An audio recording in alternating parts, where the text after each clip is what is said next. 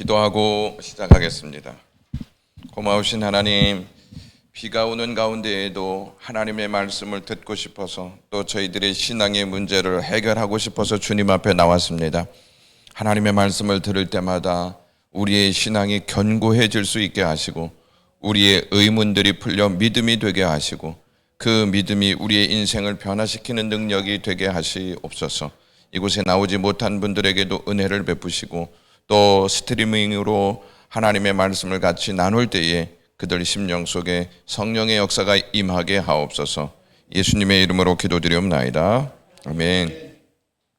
저희가 계속 다루는 주제가 하나님의 주권입니다. 하나님은 세상의 주인이시다. 하나님은 세상의 권위를 가지고 계시고 하나님은 세상을 통치하시고 하나님은 세상을 만드셨다.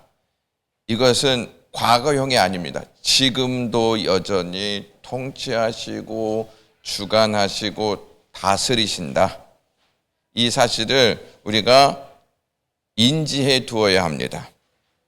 지금도 역시 나와 함께 하신다. 그런데 이러한 문제를 다루면서 또 하나의 의문점이 생긴다는 사실이죠. 그것이 무엇이냐면 악의 문제예요. 악의 문제, 죄의 문제죠.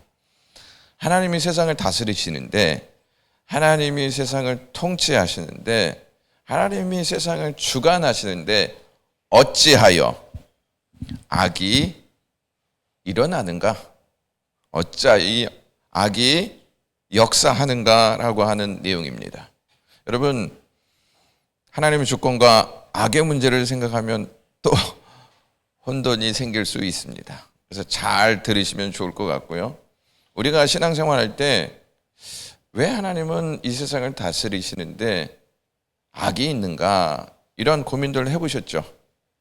안 해보셨어요? 믿습니다! 이것만 강조하시고 살아오셨나요? 오늘의 주제는 하나님의 주권과 악의 문제는 어떻게 이해해야 하는가? 이 부분을 다루어 보도록 하겠습니다. 이 부분을 다루시는데요, 집중하지 않으시면 굉장한 혼란이 있습니다. 창조의 역사로 공허하고 혼돈하고 흑암이 깊음 중에 있었는데 하나님이 빛을 만드셔서 세상을 창조하셨잖아요. 집중하지 않으시면 다시 혼돈으로 들어가고 흑암으로 들어가고 공허함으로 들어갑니다. 그래서 집중을 잘 하셔야 오늘 은혜의 시간이 되리라고 생각이 됩니다. 가장 어려운 문제는 전적으로 거룩하신 주권자 하나님과 악이 어떻게 공존할 수 있는가? 하나님 거룩하신 거 믿으시죠? 거룩하시기 때문에 하나님은 의로우세요. 거룩하시지 않는데 하나님은 의로우시다? 모순일까요? 아닐까요? 모순이죠. 거룩하시기 때문에 의로우신 거예요. 거룩하고 의로우신 하나님이 세상을 창조하셨는데 어떻게 악이 공존하는가 하는 것입니다. 그러니까 교회에 대해서 의문을 품고 교회에 대해서 불만을 가지고 있는 회의론자들은 이 문제를 가르쳐서 기독교의 아킬레스건이다, 기독교의 단점이다, 기독교의 약점이다, 해결할 수 없는 문제다 이렇게 얘기해요. 그렇죠? 거룩하신 하나님이 세상을 주관하신다면 어찌하여 이 세상에 악이 공존할 수 있느냐? 너희들 한번 얘기해봐. 이렇게 말한다면 여러분 뭐라고 말씀하시겠습니까? 그래서 이 부분을 잘 생각해 보셔야 한다는 것입니다. 스프로울 교수, 제가 자주 언급하는 이 교수가 하나님을 믿게 됐어요. 그리고 이제 신앙의 성장 단계에 있었습니다. 성장 단계에 있다가 어느 날 문득 이러한 의문이 생기더라는 것입니다. 하나님이 전적으로 의로우신 분이라면 어떻게 악이 현존하는 우주를 만들 수 있을까? 모든 것이 하나님에게서 나왔다면 악도 하나님에게서 나온 것이 아닌가? 그렇지 않습니까, 여러분? 이제 침묵이 있으신 거 보니까 벌써부터 목사님 어렵습니다. 하나님이 전적으로 의로우신 분이시라면 이 땅에 악이 없어야 되지 않는가? 근데 왜 악이 있는가? 그리고 모든 것이 누구에게로 나왔다? 하나님에게로 나왔다. 그러면 악도 하나님에게 나온 것인가? 이런 의문 생길 수 있지 않습니까? 그렇죠? 그런데 악이 하나님에게서 나왔다면 하나님은 거룩하신 분이세요? 아니세요? 아니시죠? 의로우신 분이세요? 아니세요? 의로우신 분이 아니시죠? 그렇죠. 거짓은 의로움과 함께 할 수 있어요? 없어요? 거룩은 거짓과 함께 할 수 있어요? 없어요? 없어요.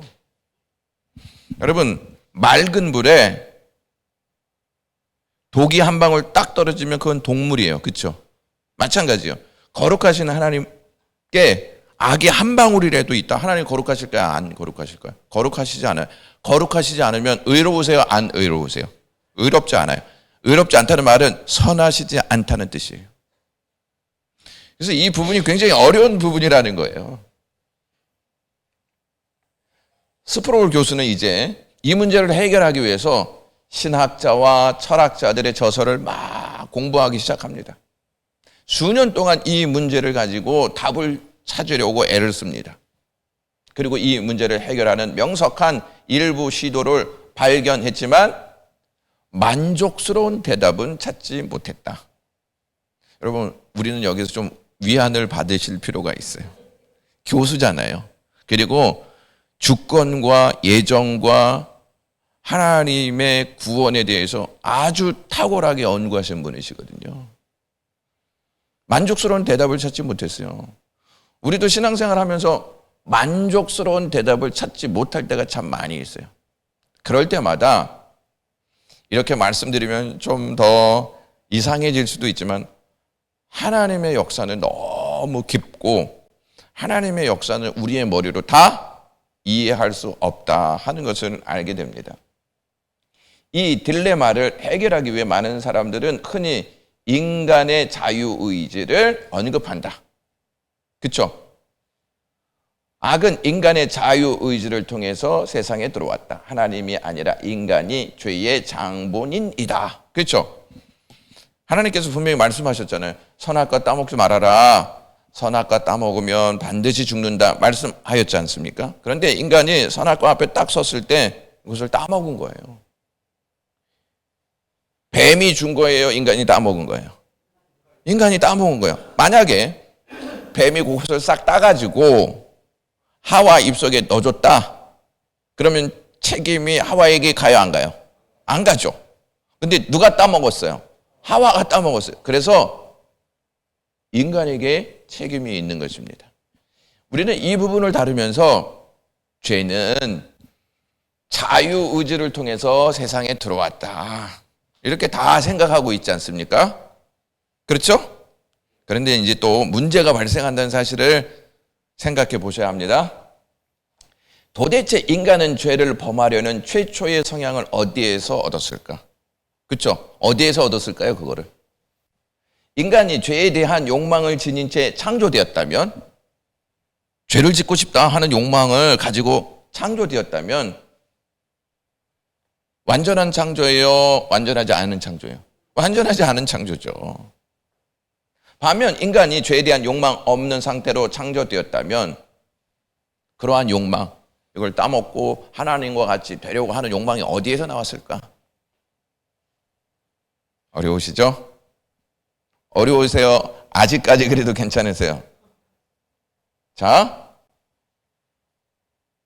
죄에 대한 욕망이 없는 상태로 창조되었다면 하나님과 같이 되고 싶다 하는 욕망이 어디에서 왔냐는 거예요.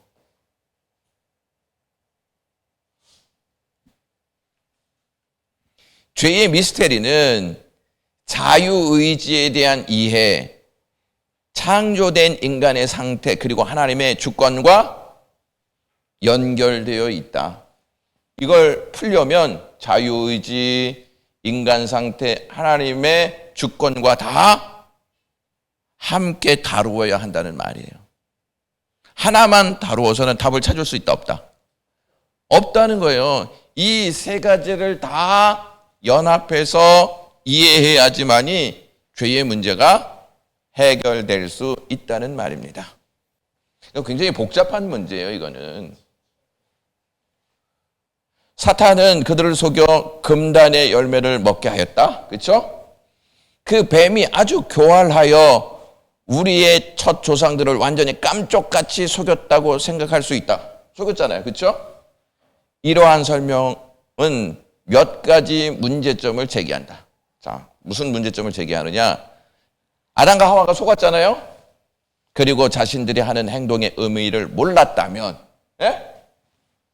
그 죄는 사탄의 것이 되었을 것이다. 사탄의 것이 되었을 것이다 말은 사탄만 책임져야 되잖아요. 그렇죠? 근데 사탄도 책임지고 누구도 책임져야 돼요. 사람도 책임져야 된다는 말이에요. 그러나 간교하긴 했지만 그 뱀이 하나님의 명령에 직접 도전하는 말을 했다고 성경은 분명히 밝힌다.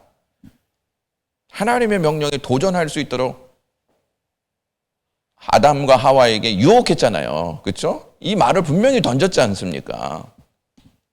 이 말을 던지지 않았다면 뱀은 책임이 없죠.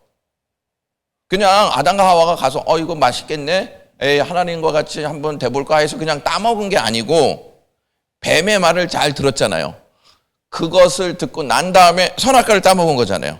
그래서 둘 다 책임이 있다는 말이에요. 아담과 하와는 하나님이 금지하고 경고하시는 말씀을 들었어요, 안 들었어요? 들었죠. 또한 하나님의 말씀과 반대로 이야기하는 사탄의 말도 들었지 않습니까? 두 종류의 말 다 들었어요.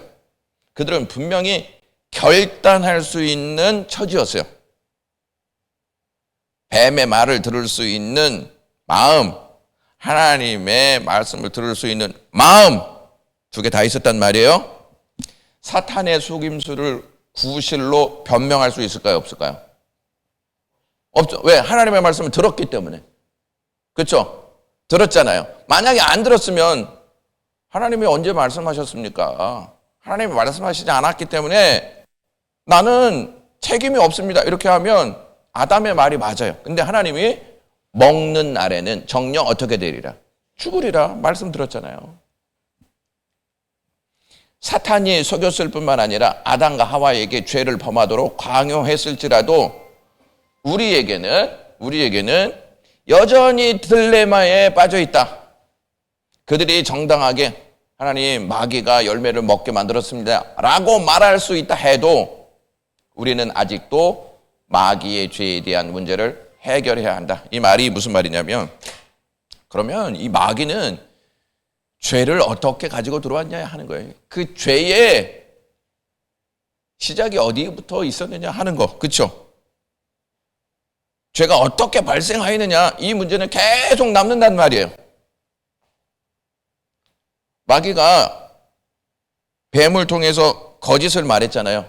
거짓이 죄죠. 이게 어떻게 시작되었냐? 아무도 몰라요. 분명한 것은 죄가 하나님께로부터 나왔다, 안 나왔다? 안 나왔다 하잖아요. 안 나왔다. 그럼 이게 어떻게 시작되었냐 하는 것이에요. 그렇다면 마귀는 어디에서 왔는가? 어떻게 해서 선을 잃어버렸는가? 인간의 타락과 사탄의 타락 가운데 어느 쪽을 말하든 여전히 선한 피조물이 악하게 되어버린 문제가 남게 된다. 그렇죠? 어떻게 선한 피조물이 악하게 되었지? 이 문제가 계속 남는다는 것이죠. 자, 성경은 하나님의 본성과 성품을 우리에게 알려줍니다. 그렇죠? 자세히 알려주죠. 거룩하신 분, 의로우신 분이세요. 하나님은 절대로 죄를 범하실까요? 안 범하실까요? 안 범하세요. 죄를 만드신 분이실까요? 아니실까요? 이 말은 죄는 하나님께로부터 시작됐다, 안 됐다? 안 됐다는 거예요. 그걸 분명히 하나님께로부터 죄가 시작됐다 그러면 이단이에요. 아셨죠? 하나님은 모든 것을 아시는 분이시죠. 그래서 전지하시다, 모르는 것이 없으시다, 전지하신 하나님이시죠. 그렇다면 하나님이 세상에 죄가 들어올 것을 미리 아셨다는 사실을 부정할 수 있어요, 없어요? 없죠. 아셨다 이거죠. 모르셨다면 주권자일까요? 아닐까요? 아니죠. 모르시는 것이 있으면 전지하신 분이 아니세요. 전지하신 분이 아니시면 주권자가 될 수 없어요. 그래서 하나님은 알았다는 것입니다. 이것은 하나님이 죄가 들어오게 만드시거나 피조물에게 악을 강조하셨다는 말은 아니에요. 예? 만약에 하나님이 너희들 죄 줘. 그리고 하나님이 악을 만드셨어요. 그러면 하나님이 사람을 심판하셔도 돼요, 안 돼요? 안 되죠. 왜? 당신이 죄를 만들어서 이걸 인간에게 강요했어. 그래서 인간이 죄를 졌어요. 그러면 하나님이 심판하실 수 없죠. 그러니까 예를 들어서 아빠가 아들한테 칼을 줬어. 야, 저 사람 가서 찔러. 그래서 아이가 찔렀어. 그러면 이 책임은 누구한테 있어요? 아빠한테 있는 거예요. 똑같은 거죠. 그러면 아들을 아빠가 심판할 수 있어요, 없어요? 심판할 수 없죠. 이 말은 하나님이 죄가 들어오는 것을 허용하시기로 작정하셨다는 사실입니다. 허용하셨다는 것으로 생각하시오. 허용하셨다. 만일 하나님이 허용하시지 않았다면, 예? 허용하시지 않았다면 죄가 들어올 수 있다, 없다? 없죠. 그렇지 않다면 하나님은 주권자가 아니시라는 거예요. 허용을 하는 것도 누구세요? 하나님. 자, 잘 보시면 마귀가 요백에 하나님 심판하시옵소서 이렇게 이야기하시잖아요. 예? 그 허락을 누구에게 맡아요? 하나님께 맡죠. 똑같다는 거예요. 하나님이 허용하시느냐 안 하시느냐 하나님이 통치하시는 분이시잖아요. 그런데 하나님과 무관하게 그냥 사탄이 죄를 가지고 들어왔다. 하나님이 몰랐다. 하나님 주권자예요, 아니에요? 아니에요. 이제 우리의 이렇게 머리가 이제 굉장히 이제 복잡해지기 시작합니다. 이 세상에 죄가 들어온 것을 허용하신 하나님의 결정이 선하시다는 결론을 내려야 돼요. 선하시다. 여러분 이해가 안 되시죠? 아니 허용하셨는데 무슨 선해? 여러분 생각하시고 있어야 돼요. 하나님은 허용하셨지만 그 결정은 선하시다 이 생각을 하고 계셔야 돼요. 이것은 우리의 죄가 선한 것이라는 말이 아니에요. 그렇죠? 하나님이 허용하셨다고 우리가 죄 짓지 않습니까? 죄를 지은 우리는 선하다 이렇게 말할 수 없어요. 죄는 선한 거예요, 아니에요? 아니기 때문이에요. 하나님이 우리가 악한 죄를 범하도록 허용하신 것 자체가 선하신 일이라는 뜻이다. 하나님이 악을 허용하신 사실은 선하지만 하나님이 허용하신 그 악은 악하다. 굉장히 어렵습니다, 이 문제. 자, 그런데 한 가지 생각하세요. 하나님의 결정은 선하시다. 이걸 생각하셔야 돼요. 이 모든 일에 대한 하나님의 간섭은 완전히 의롭다. 우리가 죄에 참여하는 것은 악한 일이죠. 그렇죠? 악한 일이죠. 하나님이 우리가 죄를 범하도록 허용하시기로 작정하셨다는 사실이 우리를 죄에 대한 책임에서 벗어나게 하는 것은 아니다. 자, 하나님이 죄를 만드셔서 야, 너희들 죄 줘도 괜찮아. 이렇게 하셨다면 홍수 사건이 있어야 돼요, 없어야 돼요? 네? 없어야 되죠. 왜? 아니 하나님이 죄를 만드셔서 인간에게 죄를 짓도록 만드셨는데 그걸 심판해. 그럼 하나님은 의로운 심판자예요? 불의한 심판자예요? 불의한 심판자예요. 그럼 우리는 하나님께 대항할 수 있어요. 하나님이 죄를 만들어 놓으시고 그걸 우리에게 심어 놓으시고 죄를 짓게 하셨으면서 우리를 심판하셔요? 하나님은 불의하신 분 아니십니까? 이렇게 말할 수 있다는 거예요. 사람들이 죄를 범하리라는 사실을 하나님이 미리 아셨다면 애시당초 왜 만드셨냐 이거죠. 에? 왜 만드셨어? 왜? 여러분 답할 수 있어요? 우리가 죄질 걸 아셨으면서 왜 만드셔가지고 그렇게 마음고생하시냔 말이에요. 어느 철학자가 이렇게 얘기했어요. 잘 들어보세요. 우리가 죄를 범할 것을 알고도 그것을 막을 수 없었다면 하나님은 전능하시지도 않으면서 주권자도 아니시다. 또 우리가 범죄하는 것을 중지시킬 수 있으셨지만 그렇게 하지 않으시기로 결정하셨다면 사랑이 많은 분도 자비로운 분도 아니다. 이 말은 요약하면 하나님은 나쁜 분처럼 묘사한다는 거예요. 왜? 세상이 지금 막 악이 공존하잖아요. 그걸 하나님이 지금 막지 않으셨어. 그래서 하나님은 실존하시는 분이 아니야. 이러한 의미를 담고 있는 거예요. 이 철학자가 하는 말이. 하나님이 계시다면 막으셔야지. 하나님이 계시다면 중지시키셔야지. 충분히 믿지 않는 사람들은 그렇게 이야기할 수 있어요, 없어요? 있죠.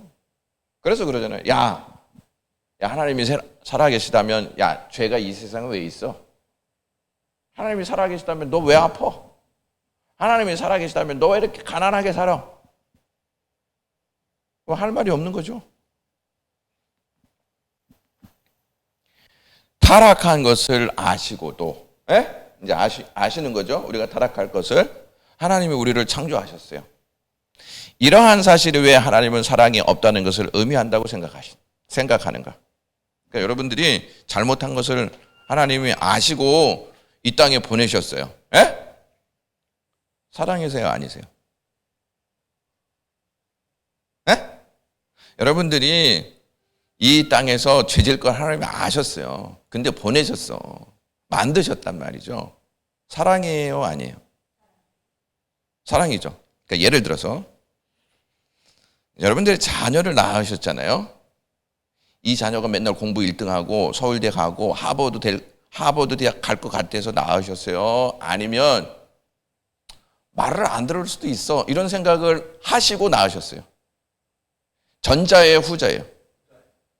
사랑 때문에 안 거잖아요. 낳기 전에는 아유 이거 어떻게 키워 이렇게 생각하다가 아이를 딱 낳았잖아요. 아유 이제 죄송합니다. 이놈의 새끼 안 낳았으면 내가 무슨 재미로 살아 이렇게 얘기하죠. 사랑이 그렇게 만든 것이죠. 제가 정서를 낳은 건 아니지만 칠삭둥이로 낳았잖아요. 얘가 어떻게 될지 몰라요.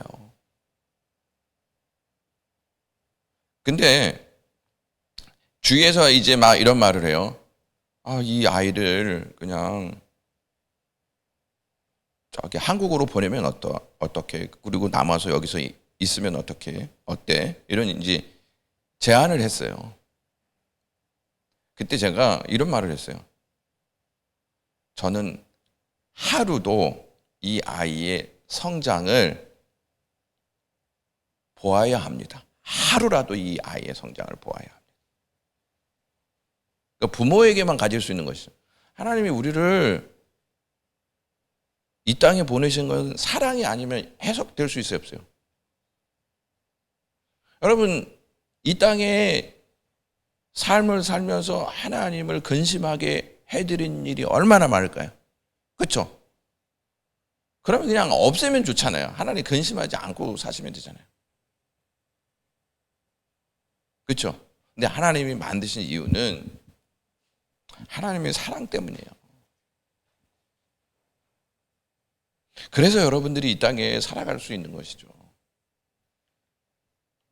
자, 성경에서 택한 자 이렇게 얘기하죠. 택한 자. 선택받은 자 이렇게 말씀하시잖아요. 선택받은 자, 택한 자.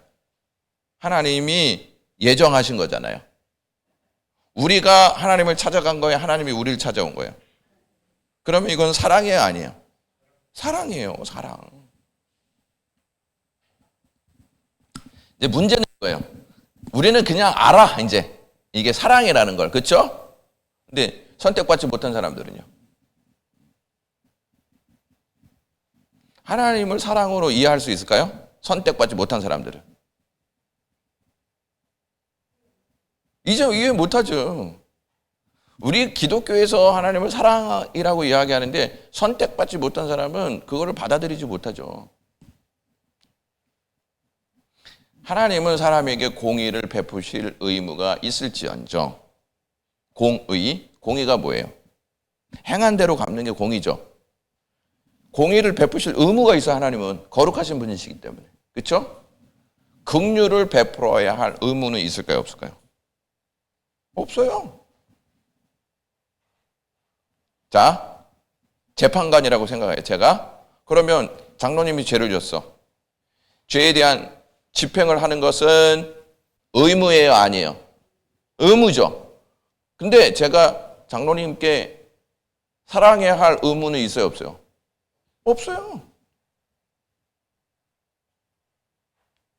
이해가 가세요? 장로님이 죄를 짓고 법원에 왔어. 제가 재판장이야. 법적인 조치를 취하는 것은 의무예요. 제 의무. 재판관이니까. 그런데 이 죄인에게 긍휼을 베풀어야 할 의무는 없어요. 법에 따라 집행만 하면 되는 것이죠. 그게 제 의무인 거죠. 하나님도 마찬가지예요.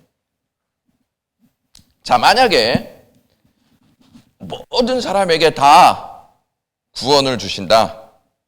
은혜라고 말할 수 있을까요, 없을까요? 네? 없어요. 은혜라고 말할 수 있어요? 그렇게 되면 은혜라고 말할 수 없고, 은혜가 의무라면 더 이상 그것은 은혜가 아니에요. 은혜가 아니죠. 자, 이건 거예요. 장로님이 공부를 잘해서 제가 그 대가로 치킨을 딱 사줬다고 생각하세요. 은혜예요, 아니에요? 자, 장로님이 1등해서 그래서 제가 치킨을 딱 사줬어. 은혜다, 손 들어보세요. 아니다, 손 들어보세요. 네. 몇 분 계세요? 이거는 은혜가 아니고 대가죠. 근데 장로님이 이제 꼴찌를 했어. 에? 꼴찌를 했어? 그래서 제가 장로님 다음에는 한 등급 올리세요 하고서 제가 치킨을 사줬어. 은혜예요, 아니에요? 은혜죠, 은혜. 1등에서 사준 건 대가잖아요. 1등을 못했는데 사랑을 줬어요. 이거는 은혜죠, 은혜. 그러니까 모든 사람에게 다 똑같이 했어. 은혜예요, 아니에요? 은혜가 아니에요. 근데 성경이 자꾸 하나님의 은혜, 하나님의 은혜, 하나님의 은혜를 말하잖아요. 받을 수 없는 사랑을 받는 존재란 말이에요, 그게. 자, 칼빈주의자는, 즉 하나님의 주권을 중심으로 하는 공동체는 하나님의 간섭 없이는 아무도 그리스도를 원하지 않을 것이라고 생각한다. 그러니까 하나님의 간섭이 있어야 돼. 즉 이게 무슨 말이냐? 여러분들은 여러분 스스로 교회에 나와서 주는 그리스도시요 살아계신 하나님의 아들이십니다 라고 고백했어요? 하나님의 간섭하심이 있었어요? 네? 목사님, 저는 그냥 뭐 어렸을 때 교회 나와서 지금까지 이렇게 살아왔는데 무슨 하나님의 간섭이 있었습니까? 성경은 이렇게 얘기해요. 예수님을 구주로 시인할 수 있는 것은 누구 때문이다? 누구 때문이다? 성령 하나님 때문이다. 그러면 성령 하나님을 우리에게 주셨다면 하나님의 간섭이에요, 아니에요? 간섭이에요, 간섭. 하나님의 간섭하심이 있기에 하나님 앞에 나와서 예배하고 하나님을 섬기는 거예요. 그래서 칼빈주의는 하나님의 간섭이 있다. 이걸 강조합니다. 그냥 버려두면 아무도 그리스도를 선택하지 않는다. 이게 칼빈주의. 여러분, 성령께서 우리에게 임하시지 않으면 그냥 우리는 버려진 인생이에요. 버려진 인생은 그리스도를 선택하지 않는다는 말이에요. 자, 하나님이 우리를 선택한 것이지 우리가 하나님을 선택한 것이 아니다 하는 것입니다. 예정에 관련하여 비개혁주의, 그러니까 하나님의 주권을 인정하지 않는 공동체는 타락한 모든 사람에게 그리스도를 선택할 수 있는 능력이 남아있다고 생각한다. 에? 인간이 하나님을 선택할 수 있는 능력이 남아있다고 생각해요. 우리 교단 아닌 다른 교단들은. 그래서 행위를 자꾸 강조하는 거예요. 너희들이 하나님을 선택할 수 있는 권한이 있다. 즉 그들은 칼빈이 주장하는 것처럼 하나님이 직접 간섭하여야 할 만큼 인간을 타락한 존재로 보지 않는다. 타락했다는 말은 부패했다는 것이죠. 부패했다는 말은 무슨 말이냐? 스스로 구원할 수 있다 없다? 없다는 거예요. 스스로 구원할 수 없는데 어떻게 하나님을 선택하냐고요. 자, 잘 보세요. 아담과 하와가 선악과 따먹었죠. 인간이 하나님을 찾아갔어요? 하나님이 인간 찾아왔어요?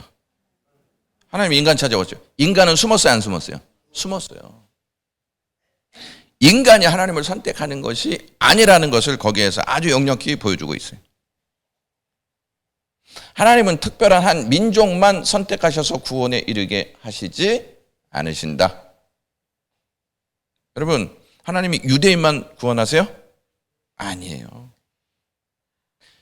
유대인들은 인류를 둘로 나눈다 그랬어요. 둘로. 유대인과 헬라인, 유대인과 이방인 둘로 나눠요.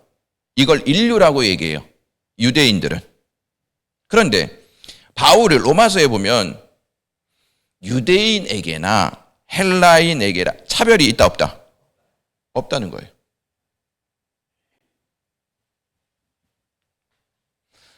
로마서에 보면 이렇게 말씀해요. 제가 새벽 예배 때 말씀드린 건데, 형제들아 너희가 스스로 지혜 있다 하면서 이 신비라는 단어를 사용하여 너희가 모르기를 내가 원하지 아니하노니 이 신비는 이방인의 충만한 수가 들어오기까지 이스라엘의 더러는 우둔하게 된 것이다. 신비라고 얘기하죠. 그러니까 하나님이 선택한 것, 선택하지 않은 것, 이건 신비라는 거예요. 인간의 지성으로는 알 수 있다 없다? 알 수 없다. 그런데 이 신비는 무엇을 통해서만 알 수 있느냐? 성령을 통해서만 알 수 있다는 거예요. 그리고 여기서 이렇게 얘기해요. 이방인의 충만한 수가 들어오기까지. 그러면 이 수를 하나님께서 예전 해 놓으셨다는 말이에요? 안 해 놓으셨다는 말이에요? 해 놓으셨다는 말이에요. 그래서 인류를 구원하신다 이 말은, 인류를 구원하신다는 이 말은 유대인에게도 구원이 임하고 이방인에게도 구원이 임한다는 말씀이에요. 모든 사람, 이렇게 얘기하죠. 모든 사람. 이 모든 사람이라 하는 말은 인류 전체라는 의미가 아니고 유대인에게도 구원이 임하고 이방인에게도 구원이 임한다는 의미입니다. 하나님께 선택받은 그 사람들은 구원을 받게 된다는 말이에요. 자, 여기서 이제 잘 보시면요. 그 구원이 뭐 때문에 온다는 거예요? 뭐 때문에? 하나님의 긍휼 때문에 온다는 거예요. 긍휼. 하나님의 긍휼 때문에 온다는 말은 인간 스스로 구원할 수 없기에 무엇이 필요하다는 거예요? 구원이 필요하다는 건데 이 구원은 긍휼 때문에 구원받을 수 있다는 말이에요.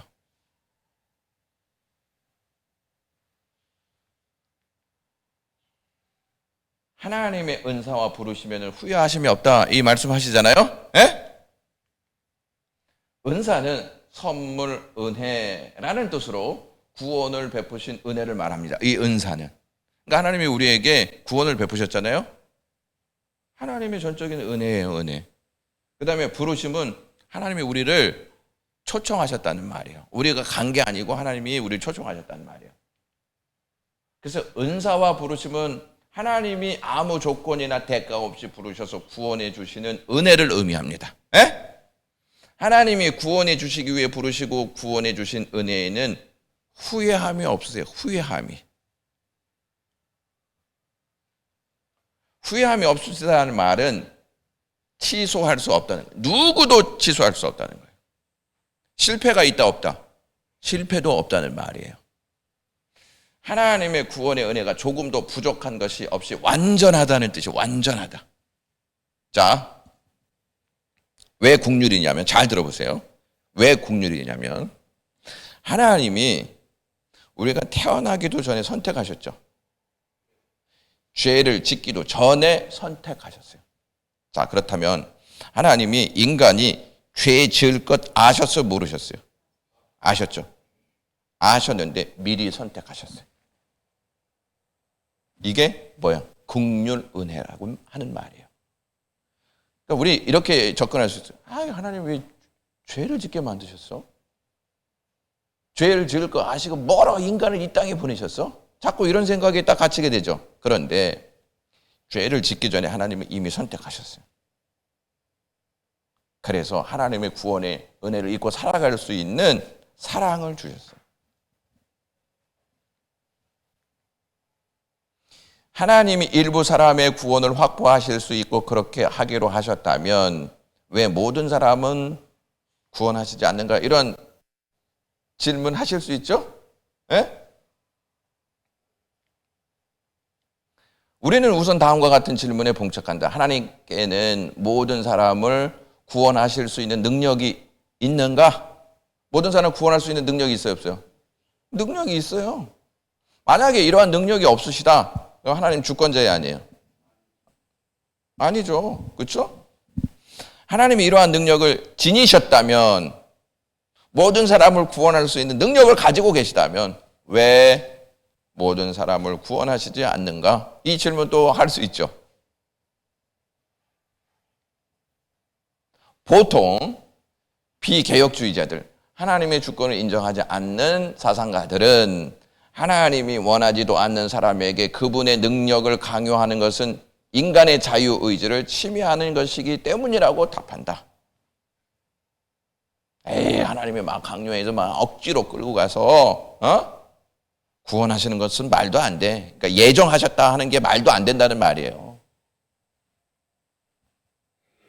그렇죠?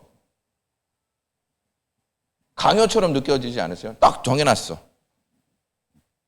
그래서 이 하나님의 주권, 예정론을 인정하지 않는 사람들은 그것은 인간의 자유를 침해하는 것이다. 이렇게 얘기한단 말이에요. 그래서 하나님의 예정은 옳은 게 아니야. 논리적이지도 않아. 이런 뜻인 것이죠. 자, 그렇다면 지옥에 있는 사람들의 이야기를 한번 들어보세요. 하나님 정말로 나를 사랑하셨다면 왜 강제로라도 믿게 하시지 않으셨습니까? 그렇죠? 거기에 있는 사람들은 이렇게 얘기할 거 아니에요.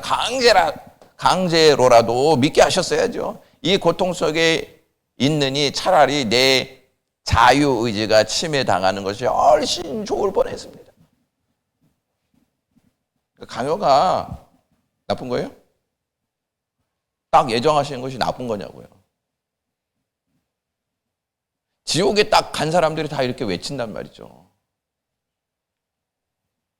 하나님은 자신이 원하는 대로 하시는 데 있어서 죄인들에게 허락받을 필요가 있어요, 없어요? 없어요. 대통령이 뭘 딱 정하잖아요. 다 개인 한 사람 한 사람에게 다 허락받아요, 안 받아요?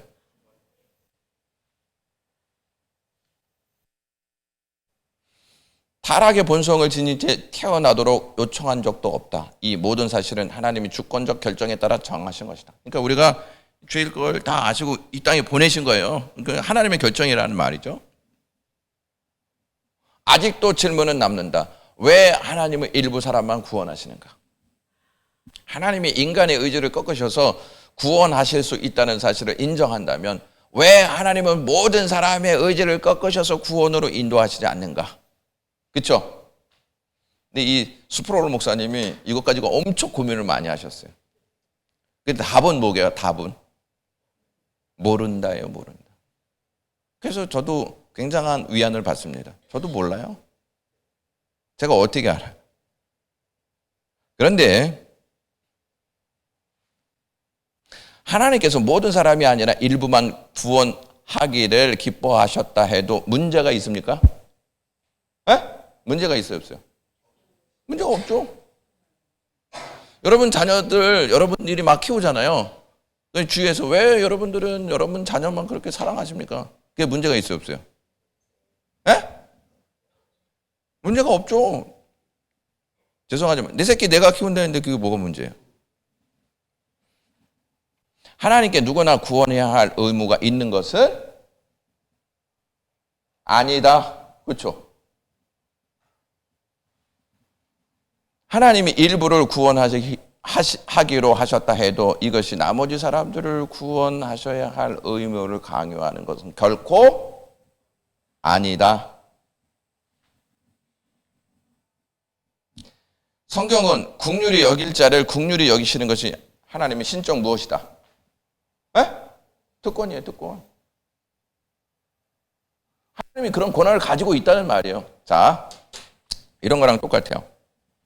대통령이 장관을 뽑잖아요. 그렇죠? 왜 한 사람만 뽑아? 나도 좀 뽑지. 모든 사람이 그냥 다 장관이 되고 굵직한 자리에 다 앉히지. 왜 나는 빼놓고 자기가 원하는 사람만 딱 거기다 세워놔. 그렇게 여러분 항의할 수 있어요? 그럼 누구 특권이에요? 대통령 특권이에요. 저기 장로님 법무부 장관 안 시켰다고 가서 따질 수 있어요, 없어요? 누구 특권이에요? 대통령 특권이에요.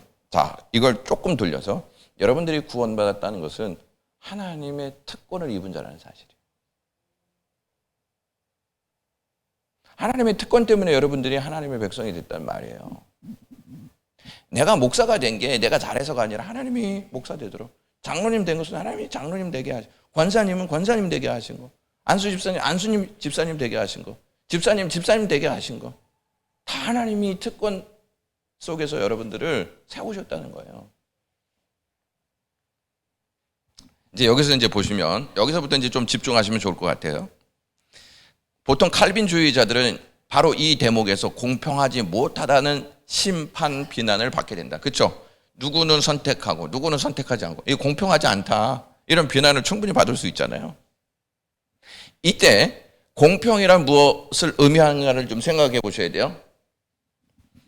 똑같다는 것을 의미한다면 물론 항의는 정확할 것이다. 아니, 똑같이 대우하셔야지. 그렇죠? 만약에 똑같다는 의미를 여기에 부여하면 항의할 수 있는데, 하나님은 모든 사람을 똑같이 대하세요, 안 대하세요? 네? 아니, 누구는 택하고 누구는 안 택하니까 똑같이 대하는 게 아니잖아요. 성경은 똑같이 대한다는 말 하지 않아요. 그렇죠? 왜냐하면 누구는 선택하고 누구는 안 선택하고. 이 부분을 한번 보시겠어요? 하나님은 바로에게 나타나신 것과 모세에게 나타나신 방법이 달라요. 똑같아야 되는데 다른 것을 알 수 있죠.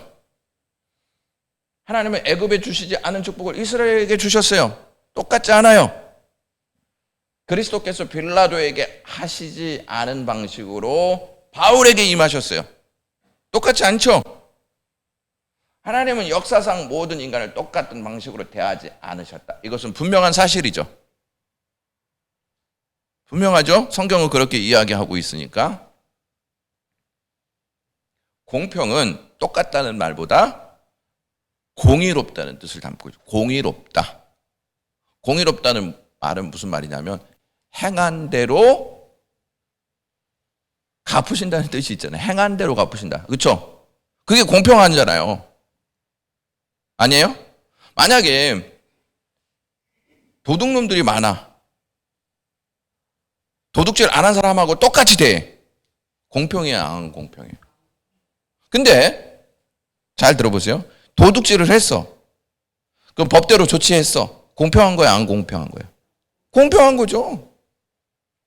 근데 도둑질 한 사람들이 이렇게 이야기하는 것이죠. 아니, 저 사람들하고 똑같이 대우해 주십시오. 이건 불공평합니다. 이렇게 말할 수 있어요, 없어요? 없죠. 하나님이 일부를 택하셔서 긍휼을 베푸시고 다른 사람에게는 그러한 축복을 베풀지 않으시는 것은 공의롭지 않아 보입니다. 하나님 앞에서 모든 사람에게 죄책이 있다는 사실을 인정. 모든 사람 다 죄가 있어요, 없어요? 있죠? 자, 그렇다면 죄대로 처벌하시는 것은 맞아요, 틀려요? 그게 공평한 거죠. 그 죄를 졌으니까 죄에 대한 처벌을 하는 게 공평한 거잖아요. 그런데 하나님은 일부를 선택하셔서 긍휼을 베푸시고 일부를 그에 따른 심판하시기로 결정하셨어요. 자, 그런데 그들은, 그러니까 선택을 받지 못한 그들은 공정한 대가를 받은 것 뿐이다. 공정한 대가를 받은 것 뿐이죠. 그러니까 선택을 받지 않았어요. 장로님이 선택을 받지 않았어요. 근데 하나님이 심판하세요. 공정한 대가예요, 아니에요? 장로님이 살인을 했어. 그 법적인 조치가 내려졌어.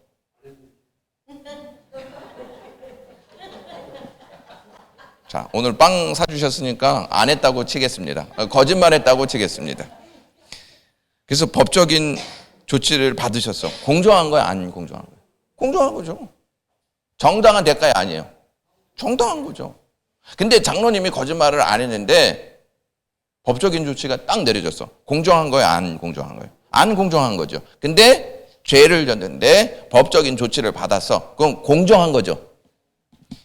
하나님의 심판은 다 공정하다는 말이에요. 공정하지 않다고 말하면 그거는 잘못된 거예요. 왜? 자기에게 뭐가 있기 때문에? 죄가 있기 때문에 그래요. 구원받은 자들은 긍휼을 입고 구원받지 못한 자들은 공의로운 대우를 받은 것뿐이에요. 예? 그러니까 장로님이 선택을 받으셨잖아. 원래는 공정한 대우를 받으셔야 돼. 그 공정한 대우는 뭐야? 심판이에요. 근데 하나님께서 은혜를 베푸셨단 말이에요. 그러니까 장로님은 은혜를 입은 것뿐이에요. 그리고 다른 사람들은, 선택받지 못한 사람들은 공정한 대우를 받은 것뿐이라는 말씀이에요. 왜? 뭐가 있기 때문에? 죄가 있기 때문에 그래요. 아무도 부당한 대우를 받지 않습니다. 그렇죠? 죄가 없으면 부당한 대우라고 생각하죠. 죄가 없는데 하나님이 나를 심판해. 부당한 대우잖아요. 그렇죠? 죄를 안 졌는데 하나님이 심판하면 부당한 대우인데 죄를 졌어. 그래서 심판받아. 그러면 정당한 대우잖아요. 그래서 아무도 부당한 대우를 받지 않았다. 결론을 내릴 수 있어요. 긍휼은 공의가 아니야. 그렇죠? 긍휼은 공의가 아니죠. 긍휼은 그냥 은혜. 예? 나는 원래 뭘 받아야 돼요? 심판을 받아야 하는데 나는 한 게 죄밖에 없는데 하나님이 나에게 긍휼을 베푸셔서. 그래서 은혜라는 말이 이건 공의가 아니라는 말이에요. 근데 하나님이 나한테 긍휼을 베푸셨어. 예? 긍휼을. 그거 불의예요, 아니에요? 불의가 아니지. 여러분 자녀한테 부모가 맨날 옷 사줘, 밥 먹여줘, 학교 보내. 불의예요, 아니에요? 불의가 아니죠. 내가 내 자식에게 긍휼을 베푸는데 그게 어떻게 불의가 되겠어요? 그러므로 하나님은 결코 뭐하지 않으신다. 불의하지 않으신다는 결론이에요.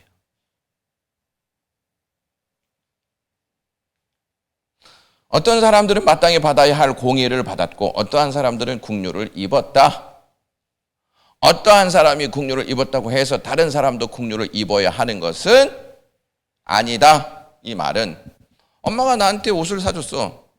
근데 꼭 옆집 애한테도 옷을 사줄 필요가 있어요, 없어요? 없어요. 내 아들 내가 사준다는데. 자, 이제 10번 보세요. 하나님께는 감형을 시행할 수 있는 권리가 있다. 주권자이시기 때문에. 하나님이 모든 사람에게 구원하시는 긍휼을 베풀기를 기뻐하시지 않으신다면 그분의 거룩하고 의로운 결정에 순복해야 한다. 하나님 누구는 선택하고 누구는 선택하지 않았어요. 그건 누구 권한이라는 거예요? 하나님 권한이에요. 그래서 여기 순복하라는 말이야, 안 하라는 말이야? 자, 해야죠. 근데 자, 왜 긍휼이냐고 이야기하냐면 나는 원래 심판받아야 되잖아요. 근데 하나님이 그냥 넘어가. 이건 공의예요, 아니에요? 에? 공의 아니죠. 근데 하나님께서 인간의 몸을 입고 오셨어. 그럼 나를 대신해서 십자가에서 그 심판을 다 받으셨어. 대가를 다 받으셨단 말이에요. 이게 없으면 하나님은 공의롭지 않으신데 다 대가를 받으셔서 죽었단 말이에요. 먹으면 죽으리라 하신 그 말씀하신 그 하나님이 하나님의 말씀에서 벗어난 인간을 위해 이 땅에 오셔서 죽으셨잖아요. 대가를 받으셨단 말이에요. 그래서 우리가 구원받을 수 있는 은혜를 입게 된 거란 말이에요. 이것이 없으면 긍휼을 이야기할 수가 없어. 그리고 공의로움도 이야기할 수가 없어.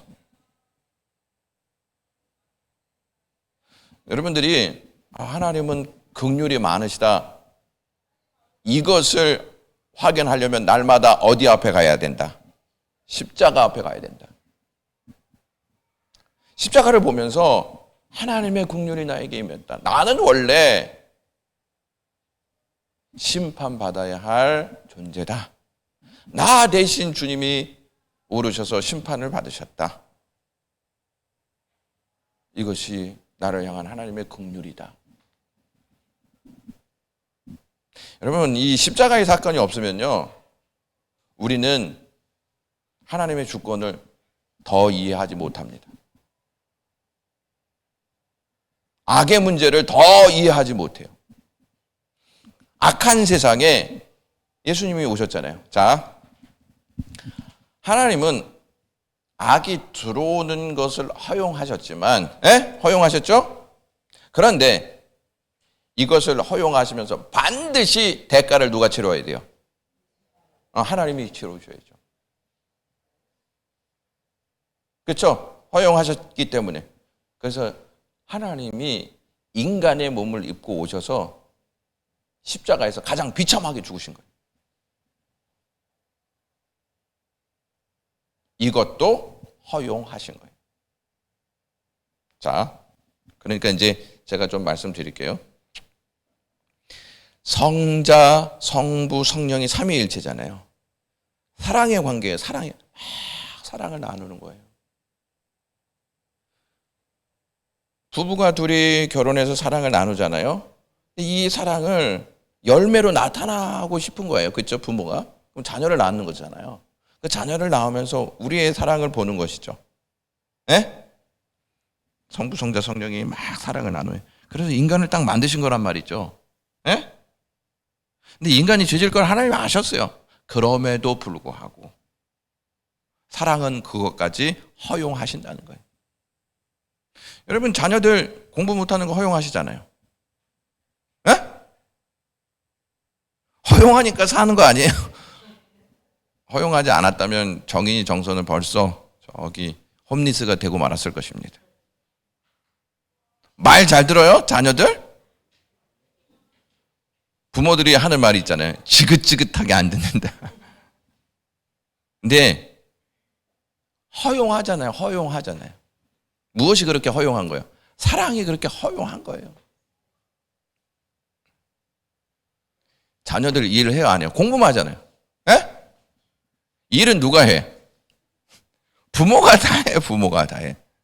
그리고 이 자녀들은요, 부모의 돈이 마치 누구의 돈처럼 여겨요? 자기들의 돈처럼 여겨요.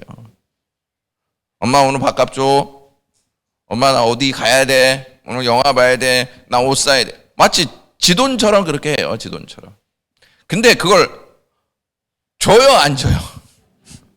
주잖아요. 뭐가 그렇게 만든 거예요? 사랑이 그렇게 만든 거예요. 자, 죄를 허용하셨지만 당신이 심판받는 것도 허용하셨다는 거예요. 하나님께서는 죄인에게 자비를 베푸셔야 할 의무가 결코 없다. 이것은 하나님의 은혜를 충분히 이해하려면 반드시 강조해야 한다. 강조해야 한다는 거예요, 이거는. 죄인은요, 하나님의 자비를 받을 어떤 그 근덕지가 없어요. 죄인인데요. 그래서 하나님은 또한 자비를 베풀 의무도 없어요. 실제 문제는 왜 하나님이 일부 사람에게만 자비를 베푸시는가다. 하나님께 긍휼을 요청한 사람은 없지만 하나님은 택하신 자들에게 값없이 베풀어 주신다. 자, 이게 무슨 말이냐? 인간이 하나님 앞에 긍휼을 요청했나요? 아담과 하와가 하나님께 긍휼을 요청했어요. 하나님이 찾아가셔서 긍휼을 베푸셨어요. 찾아가신 거예요. 여러분, 먹는 날에는 정령 주우리라. 이게 정당한 대가잖아요. 그렇죠? 말을 했잖아요. 말을. 하나님이 안 찾아가셔도 되잖아. 그냥 그 말대로 그래, 니네 말 안 들었으니까 죽어라. 근데 하나님께서 찾아가셨잖아요. 찾아가셔서 긍휼을 베푸시죠. 그 긍휼이 누구예요? 너희들 후손 중에 메시아가 올 것이다. 이게 긍휼이잖아요. 우리는 하나님의 긍휼이나 공의를 통하여 하나님을 찬양하기를 배워야 한다. 하나님은 자신의 공의를 실행하실 때 아무런 잘못도 행하지 않으신다. 그러니까 누구를 선택하지 않으셨다고 이게 잘못이 아니라는 거예요. 불의가 아니고 정당한 대우를 하는 것이잖아요. 그분은 자신의 의로우심에 따라 공의를 시행하신다. 여기까지 오늘은 보겠습니다. 어제 거하고 오늘 거랑은 조금 다릅니다. 어제 거는 조금 어려워가지고 제가 오늘은 조금 쉽게 하려고 노력을 많이 했습니다. 오늘 어려운데 어저께 거는 더 어려웠습니다. 그래가지고 3번이요?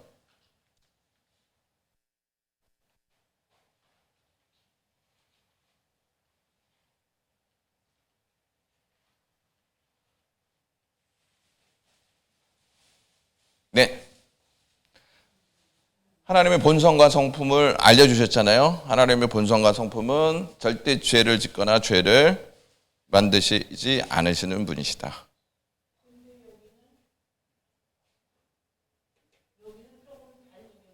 뭐라고 나왔어요?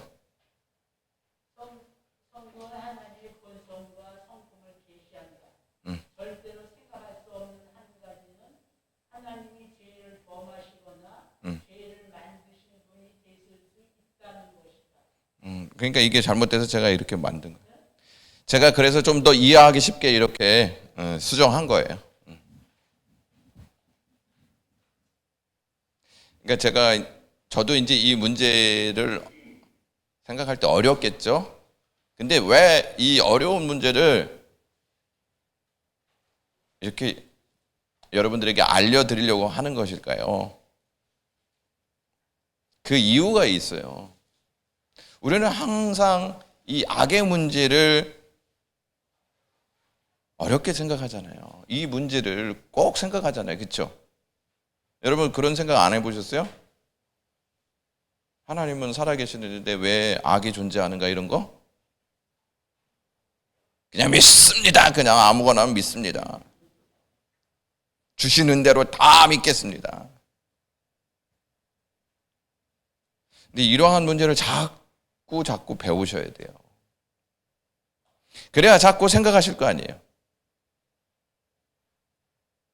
교회에서 그동안은 어떠한 문제만 이렇게 많이 다루었냐면 축복받아야 하는 비결 이런 것만 많이 강조해서 축복을 못 받으면 저주받는 것 같고 축복받으면 나는 하나님께 최고의 복을 받은 존재다. 그러니까 나한테 까불지 말아라. 이러한 분위기가 교회에 많이 조성되어 있어요. 유대인들 당시에 부자들은 하나님이 축복하셔서 부자가 된 것이다. 그러니까 부자들 앞에 가난한 사람들은 까불지 말아라 이렇게 생각을 했어요. 옳은 거예요? 옳지 않은 거예요? 그렇게 하라고 하나님께서 부자 되게 하신 거예요? 그리고 이제 이러한 문제는 칼빈이 그 당시에 캐톨릭이 행위 구원에 대해서 엄청 강조를 했었잖아요. 성경을 보니까 그게 아닌 거예요. 행위로 구원받는 게 아니고 하나님의 주권에서 구원받는 것이다. 근데 그 주권의 핵심에는 하나님의 긍휼이 있다. 그래서 신부에게 영광 돌리지 말고 하나님께 영광을 돌려라. 이러한 목적이 거기에 담겨져 있는 것이거든요. 그 당시에 교황이 판을 치는 세상이었잖아요. 교황이 판을 쳐야 하는 세상이 아니고 하나님의 주권 앞에 모두가 다 겸손하게 무릎 꿇어야 할 시대인 것을 알려주는 거예요. 지금도 마찬가지일까요? 아닐까요? 지금도 마찬가지예요. 근데 우리가 여기에서 단점이 있어요. 그래, 하나님이 우리 예정하셨다. 우리 아무것도 하지 않아도 된다. 그거는 더 잘못된 것이죠. 하나님이 나 같은 존재에게 특권을 허락하셨어요. 그러면 나는 하나님을 위해서 잘 살아야지. 하나님과의 관계를 온전한 삶으로 만들어 가야지. 이게 정확한 삶이잖아요. 바른 삶이잖아요.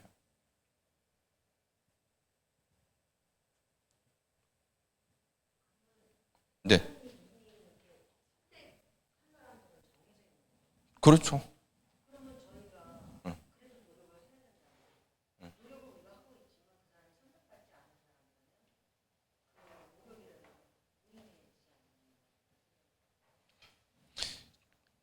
여러분, 하나님이 선택하시지 않았어도 예? 비를 내리셔요, 안 내리셔요? 먹을 거 주세요, 안 주세요? 선택하지 않아도 이건희 같은 사람들 부자잖아요. 누가 주신 거예요? 하나님이 선택하지 않아도 일반 은총은 다 주시는 거예요. 그러면 사실 인간은 누구를 위해서 사는 게 마땅해요. 선택받았든 선택받지 않았든 다 하나님 앞에 영광을 돌려야죠. 왜? 이 땅에 살면서 하나님의 사랑을, 일반적인 사랑을 다 받았기 때문에 그래요. 그리고 난 선택받지 않았어. 그래서 자기 마음대로 살아? 그게 옳은 걸까요? 응. 응, 응, 응, 응. 응, 응.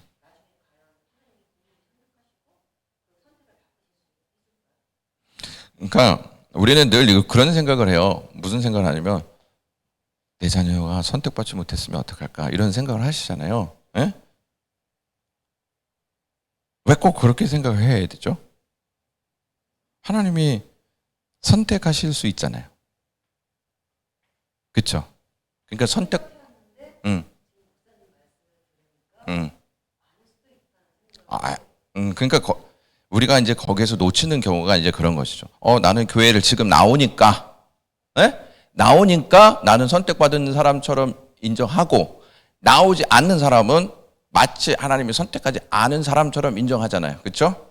근데 하나님이 이미 인정해 놨어. 그럼 언젠가는 나오겠죠. 자, 이런 거랑 똑같은 것이죠. 십자가에 달린 강도. 아무것도 한 것이 없어요.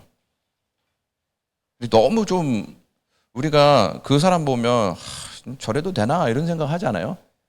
끝에 가서 그렇게 어떻게 그냥 시인해가지고. 근데 하나님이 그를 예정하셨어요.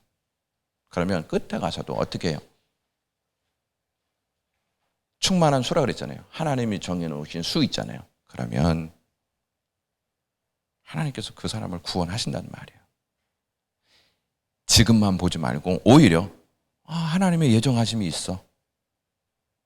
그래서 하나님의 예정하신 우리 자녀들은 하나님이 예정하신 때 교회에 나와 이 마음으로 바꾸시는 게 더 좋지 않을까 생각이 들어요. 그건 어저께 질문도 나왔어요. 이렇게. 예. 그래서 제가 이렇게 말씀드렸어요. 그러니까 우리의 개념으로 생각하면 안 되고 하나님이 예정하셨다. 지금이 아니라도 언젠가는 하나님이 내 자녀를 부르신다. 그래서 우리는 구해야 될 게 있어요. 그게 뭐냐? 하나님, 지금 우리 자녀들이 나가지 않는데 긍휼히 여겨주십시오. 하나님의 긍휼이 필요한 자녀입니다. 이렇게 다 기도하시면 되겠습니다.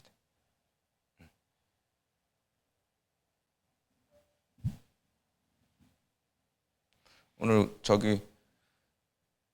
권장로님이 이 빵 하신 거죠. 하나님의 주권하에 또 이렇게 빵을 예정하셔서. 네. 이제 질문 있으신 분들 남아서 질문하셔도 좋고요. 제가 기도하겠습니다. 하나님 아버지, 우리를 먼저 예정하셨다는 것이 얼마나 큰 은혜인지를, 행위가 앞서기 전에 하나님이 우리를 선택하셨다는 게 얼마나 큰 은혜인지를 알게 하셔서 고맙습니다. 원래 우리는 다 심판받아야 하는데 하나님이 긍휼을 베푸셔서 너는 내 것이지 이렇게 사랑하시고 보듬어 주셔서 주님 사랑 알게 하신 것을 감사합니다. 이 사랑 계속되게 하시고 이 사랑으로 늘 어려움들을 잘 견디어내게 하시옵소서. 예수님 이름으로 기도드리옵나이다. 감사합니다. 다음 주에는 자유의지하고 마치도록 하겠습니다. 자유의지.